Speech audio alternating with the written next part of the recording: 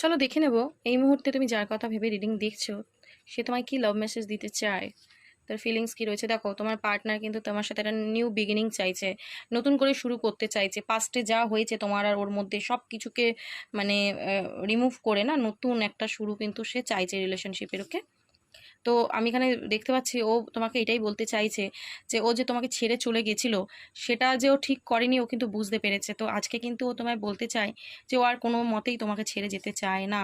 ঠিক আছে, ও যে তোমাকে ছেড়ে গিয়ে ভুল করেছে, মিস্টেক করেছে, সেটা কিন্তু ও বুঝতে পেরেছে। এই যে তুমি না থাকা, ও কিন্তু অনেক ক্ল্যারিটি দিয়েছে, অনেক কিছু ও বুঝতে পেরেছে তোমার না থাকা। মানে তুমি যতদিন ছিলে হয়তো অতটা কেয়ার করছিল না যে আছে আছে, তুমি নেই, তোমার না থাকা কিন্তু ওকে অনেক কিছু ও মানে অনুভব করিয়েছে।